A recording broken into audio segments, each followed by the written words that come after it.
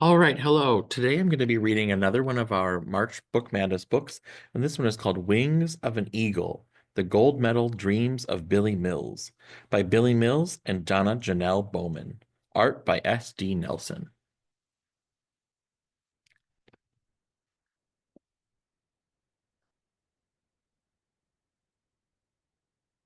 October 14th, 1964. Olympic Stadium, Tokyo, Japan. 38 world-class runners gather on this rain-soaked track. All eyes are on the favorites, world record holders, a previous gold medalist, the best of the best. Most people don't notice me. They don't know that I am Oglala Lakota, Native American. They don't know that I have wings. But in 25 laps, 10,000 meters, 6.2 miles, they will. Bang!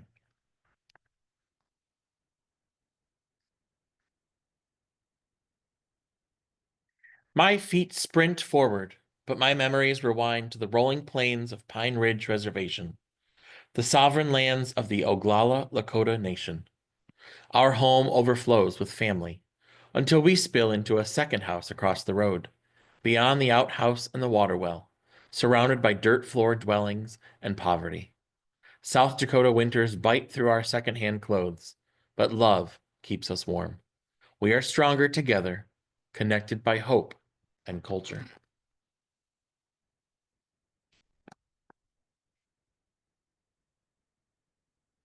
At a Wasipi, a powwow, our Oglala Lakota people join the other tribes and bands of the great Sioux Nation to honor our ancestors and Wakan Tanka, the Great Spirit.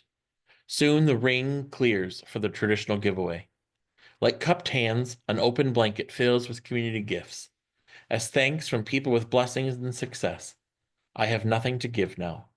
But I wonder if someday I will have a giveaway of my own. We are stronger together when we give back.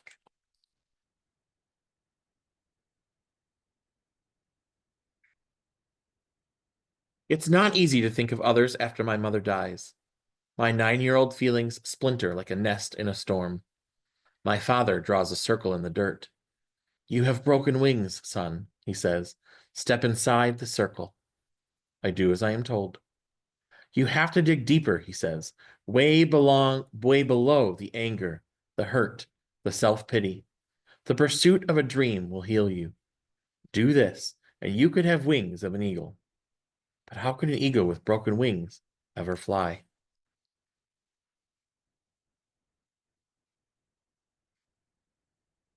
Like the wing beats of a bird, I find strength when I move. I box, I swing, I shoot hoops and miss. Too small, too shy, too weak. Instead, I run, away from bullies who fling racist words like arrows, away from my broken heart. Through the prairie grasses and over the gullies and gulches, I feel connected to myself, to my family, and to the earth. The footsteps of my ancestors rise to meet mine.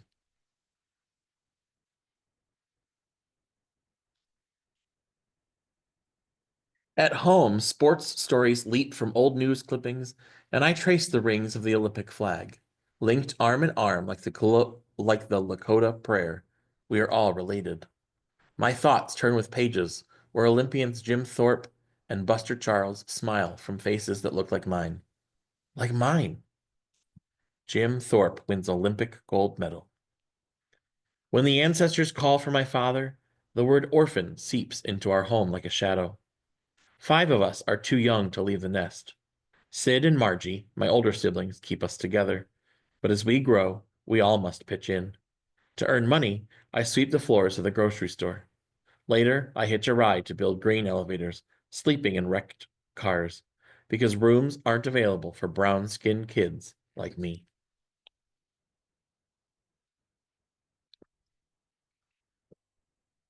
I run into the arms of Haskell Institute in Kansas, a boarding school where kids from many indigenous nations, unpack their stories, cultures, friendships. I am the second smallest on the high school campus, but I try out for the track team anyway, only to be told, no, too slow. During summer break, I run and run. Then I make weights out of cans of concrete and beg my muscles to grow. When I return to school, Coach Coffin hands me a team jersey. Teamwork helps me grow. Faster, taller, hopeful, until I break state high school track records and hatch a whispery dream. Olympics.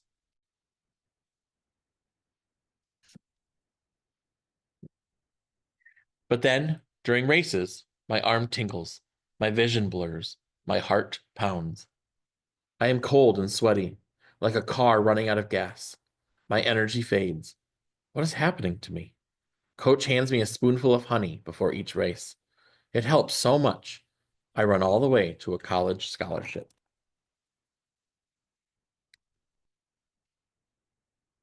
At the University of Kansas, few students look like me, and Jim Crow rules linger like a cage of segregation.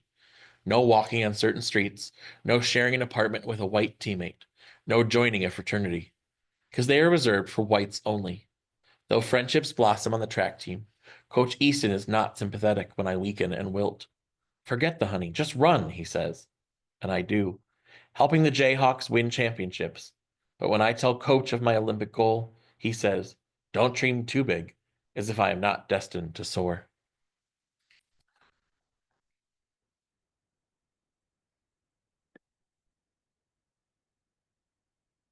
We are at a championship meet from Kansas when I am named an All-American runner, an honor awarded to the best college athletes in the country. A photographer calls for an All-American photo. Then he points at me. Hey, you, he says, the dark-skinned one. We want you out of the picture. And just like that, my wings are clipped, a lone bird falling from the sky.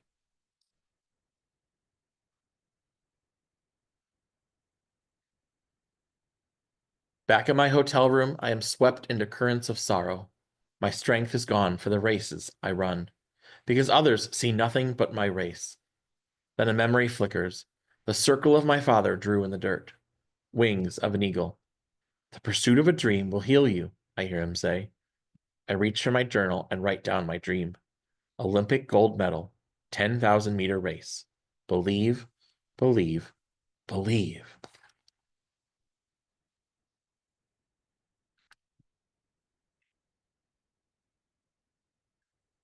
But my power still drains when it matters most, and I don't qualify for the 1960 Olympic team. I graduate from college, marry my sweetheart Patricia, and join the U.S. Marines. The Marine coach wants me to train for the 1964 Olympics after I see a doctor about my body's mystery. Diagnosis, hypoglycemia and borderline diabetes. Doc says the proteins and sugars in my body are out of balance. The Marine's mantra becomes my own. Adapt and overcome. New diet, new training, new Marine base in California. My fledgling dream will not be stopped. Between military duties, I run 80 to 90 miles per week and dodge rattlesnakes that coil in my path. I visualize the finish line tape breaking across my chest again and again, as if fueled by indigenous ancestors who didn't give up when all odds were against them. Their footsteps are etched into the earth, like a story waiting to be told. When I qualify for the 1964 Olympics, I carry the hope of many, because we are stronger together.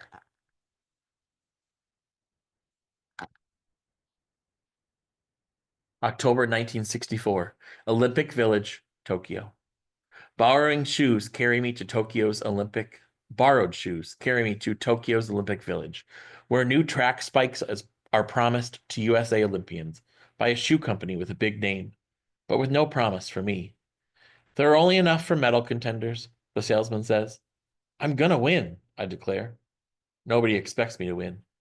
Jim Thorpe is the only Indigenous athlete to have won Olympic gold in track and field, and no American has ever won the Olympic 10,000-meter race, ever.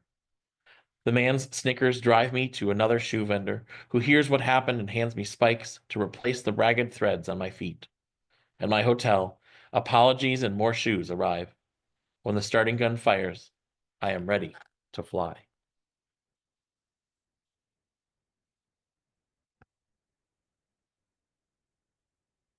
For 24 laps, I stay with the leaders, Ron Clark from Australia and Mohamed Gamaudi from Tunisia. The bell rings for the final lap, my last chance. I reach Clark's shoulders, second place. He is boxed in by slower runners. I begin to pass him, but he elbows me into lane 4. I stumble but recover. Suddenly, Gamauti squeezes through us.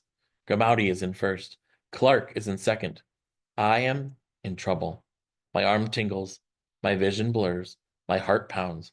I am cold and sweaty as my blood sugar falls and dims my energy like a dying flame.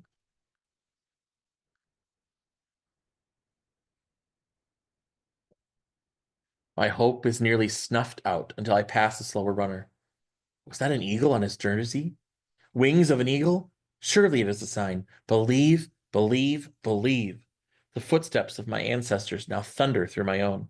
In a final kick, I raise my knees, pump my arms, stretch my stride, and then I shoot forward like there are wings on my feet. My chest breaks through the tape. I win gold.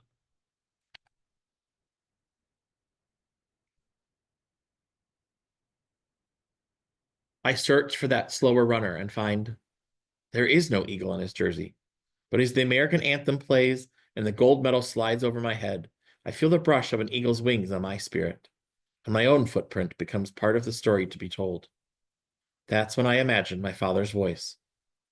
You can step out of the circle now, son.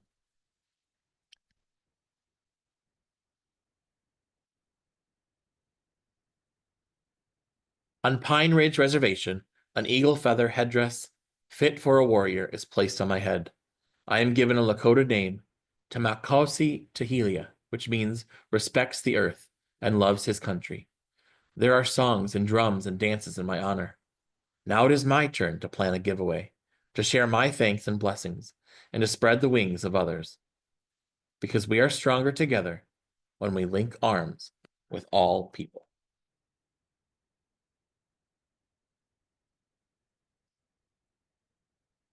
And here's some pictures of him throughout his years and his giveaway. So he devoted much of his life to helping people improve the lives of indigenous communities, inspiring others to be of service. So here he is. He co-founded the Running Strong for American Indian Youth. He gives access to water. He's helping with critical needs, giving fresh food. He gave community enrichment. He added heat to some of the buildings. He supported people's dreams and supported their culture.